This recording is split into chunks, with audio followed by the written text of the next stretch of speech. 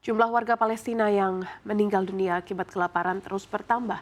Setidaknya 10 warga Palestina meninggal lagi karena kelaparan akibat Jalur Gaza yang dikepung. Dengan demikian, sejak perang Israel dimulai pada Oktober 2023 hingga kini, total kematian akibat kelaparan naik menjadi 111 orang. Organisasi Kesehatan Dunia atau WTO mengatakan 21 anak di bawah usia 5 tahun juga meninggal karena malnutrisi. Israel mengepung pengiriman makanan jadi tersendat selama hampir 80 hari. Persediaan makanan pun makin menipis, padahal sumbangan makanan, air bersih, dan persediaan medis tersedia, tetapi tidak diperbolehkan masuk. Sebutkan tentara Zionis seolah mengatur sedemikian rupa sehingga warga Palestina akan meninggal perlahan dan menyakitkan karena kelaparan dan penyakit.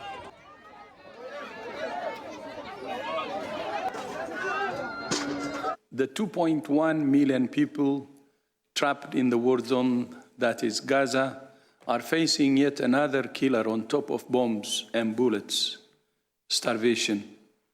We're now witnessing a deadly surge in malnutrition-related deaths. Since July 17th, severe acute malnutrition centers are full without sufficient supplies for emergency feeding. In 2025, WHO has documented 21 deaths related to malnutrition of children under 5 years old. Rates of global acute malnutrition exceed 10%, and over 20% of pregnant and breastfeeding women that have been screened are malnourished, often severely. Imagine 1,026 people have died while trying to feed themselves. If they're not starving, imagine risking their lives. I don't know why we're even splitting hairs here. And not only 1,026 were killed while trying to feed themselves or find food for their family, thousands were also wounded. So if you put that, there is mass starvation. Large proportion of the Gazan people are starving.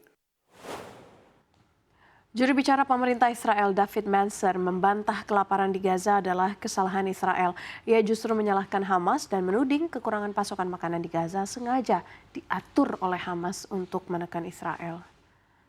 Gaza today, there is no famine caused by Israel. There is, however, a man-made shortage engineered by Hamas.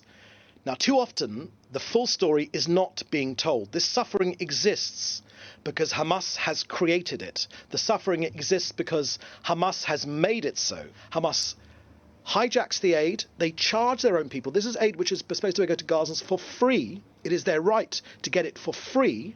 Gazans are taxing that aid. They are selling it to merchants and selling it to Gaza's people for exorbitant prices. And they're using the money to pay for their terrorist fighters.